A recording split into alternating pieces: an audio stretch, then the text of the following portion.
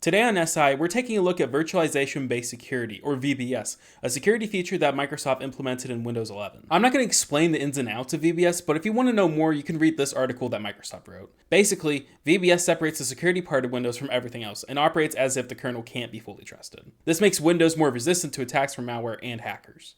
This feature is obviously great to have since security is so important these days, but it does have the potential side effect of lowering performance in games. VBS is enabled by default in Windows 11, so if you just bought a new PC, built your own, or if you upgraded from Windows 10 to 11, you might be leaving some performance on the table. There's been a decent amount of testing on this already, but now that Windows 11 has overtaken Windows 10 in terms of market share, I think it's a good time to take another look at this with the latest hardware. To test how much gaming performance improves with VBS disabled, we benchmarked 7 games at both 1080p with minimum settings and at 1440p with maxed out settings. We used our Intel test bench for these benchmarks, which uses the Core i9-14900K, the RTX 4090, and 32GB of DDR5 memory clocked at the default 5600 MHz. Since these components allow for top-end performance, we should in theory see the worst case scenario for losing performance due to VBS. Chips that have lower clock speeds or less cache or not enough cores will probably lose performance due to those things before they lose performance because of VBS. Testing at 1440p with maximum graphics settings also helps us get a feel for a more realistic amount of performance loss compared to 1080p with minimum settings. VBS affects CPU performance, which is less relevant the lower the frame rate is, and most people tend to settle for a frame rate between 60 and 240 FPS, as opposed to reducing all settings to achieve hundreds of frames. Because of this, we should expect VBS to have a lower performance impact in our 1440p results. Anyways, with all that said, let's get to the benchmarks. Starting off with 3D Mark's Steel Nomad test, we can see that there's no difference between VBS being on or off, which is about what we would expect since Steel Nomad is much more GPU intensive than it is CPU intensive. The story is pretty much the same in the older Time Spy Extreme benchmark. However, if we break down the scores into their graphics and CPU components, we see that disabling VBS yields a very slightly higher CPU score, though this could just be noise. In our first actual game at 1080p, we see a pretty big difference between VBS being enabled or disabled. By turning off VBS, performance in Counter-Strike 2 went up by 18% in the average and by 13% in the 99th percentile. That's a pretty good boost, especially for a game where frames are everything. At 1440p though, our frame rates have contracted and so is the performance difference. Disabling VBS only improved the average frame rate by 5% and the 99th percentile by a still respectable 11%. In Dirt 5 with low settings, turning off VBS yields a 10% increase in the average frames per second and a 9% increase in the 99th percentile. Not too bad. At 1440p though, there's hardly any performance gap. Despite the frame rate being high at these settings at Hitman 3, disabling VBS only increases the average frame rate by 5% and the 99th percentile by 6%.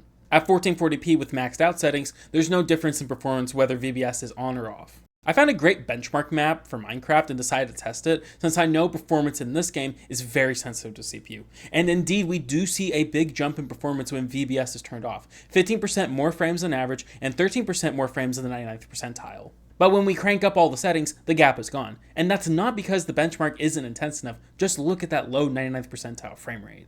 Metro Exodus Enhanced Edition is surprisingly CPU dependent despite the relatively low frame rate here, but disabling VBS only gives us a 7% higher average frame rate and a 10% higher 99th percentile frame rate. Unsurprisingly, the difference disappears when the graphics settings are maxed out. We do see a slight improvement in Rainbow Six Siege when VBS is disabled, but only 4% in the average and 99th percentile frame rates. It's a wash at 1440p with maximum graphics settings. Finally, in The Witcher 3 with the next-gen update, we don't see any performance difference between VBS being on or off, which really surprised me. Since DX12 can use more CPU threads, and since Novigrad tends to be pretty hard on the CPU, I figured turning off VBS would improve things at least a little, but it seems that's not the case. It's not the case with all the graphics options cranked up either. You can see that the 99th percentile frame rate is actually much higher with VBS enabled, but I think this is just noise. Given what you may have heard about VBS, it might surprise you that most of our games didn't show that much of a performance loss from having VBS enabled. This performance loss does of course depend on specific games, and I don't doubt that there are more titles out there like Counter-Strike 2 that show a more significant performance drop. But on the whole, I feel pretty confident that disabling VBS is not going to transform your gaming experience. If you play the specific games where we saw a decent performance impact from having VBS enabled, and you also play games at a higher frame rate, then turning off VBS could yield some extra performance, but otherwise you probably won't see that much of a difference. In that light, you might want to keep VBS on since it does make Windows significantly more secure. But if you still want to disable VBS, it's pretty simple. All right, so first we need to make sure whether we know that VBS is actually on or off. So let's go look in system information, which you can look up in the start menu. As you can see, virtualization-based security is running. So let's get rid of that. Now let's search up core isolation. See that? Memory integrity. You turn that off. Click yes. And then you restart your device. So we're going to do that. So see you then. All right, we've restarted now. So let's go back to system information. We scroll all the way down. We see that, virtualization-based security. It is not enabled. You have your extra performance in exchange for, obviously, significantly less security.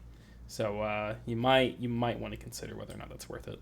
If you liked our testing and you want to help us benchmark more things, then please like the video, leave a comment, subscribe, and click the bell icon to get notified when we upload.